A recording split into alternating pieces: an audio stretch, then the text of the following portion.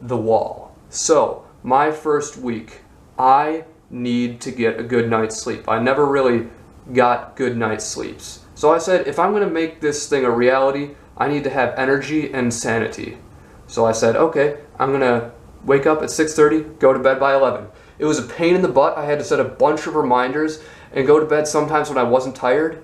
But at the end of a week, I was more or less on a regular sleep cycle. And I just decided that I would build the wall and put that up there as well. So I'll be here. And what I mean by I build the wall, that's the first brick, is I show up and read this every morning when I wake up and every night before I go to bed. Simple as that. And so I had a regular sleeping and waking time. So then I focused on punctuality. I'm not very punctual to things. In fact, this past school year, I don't think I was ever on time more than once or twice a week to my classes. And I could never break it. So now I was chronically late to my job this summer. So I put the focus and effort on it. I created a bunch of reminders, even forced my parents to make me leave one time.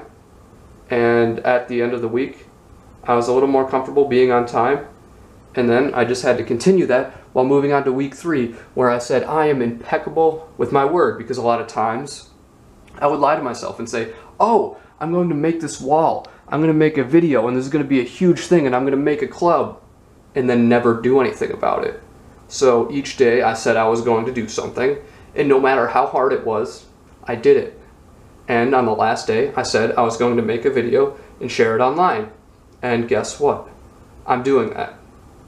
And there's no way I would have done that if I hadn't set up a regular time to wake up and sleep.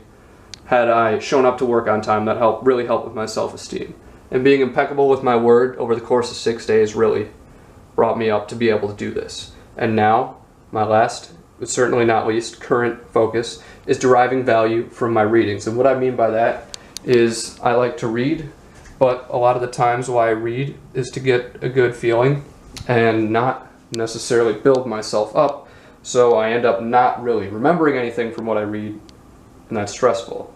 So I'm going to remember stuff from what I read, which in this case, what I'm reading is to find out the science behind this to help you guys and myself understand this. And I just put up some more as kind of a reminder to keep going, and then my wall will keep getting bigger and bigger and bigger. And that's just after 4 weeks.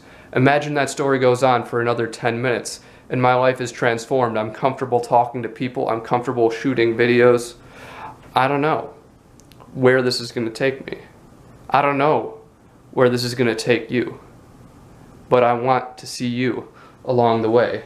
So I have a Facebook group with a really simple presentation where it lays out the steps, and it's really simple.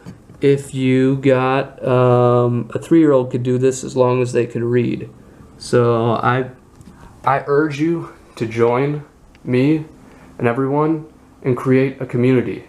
Because if you have your friends, your family, me, everyone else behind you, and you behind them, we'll create a movement and begin to change the world.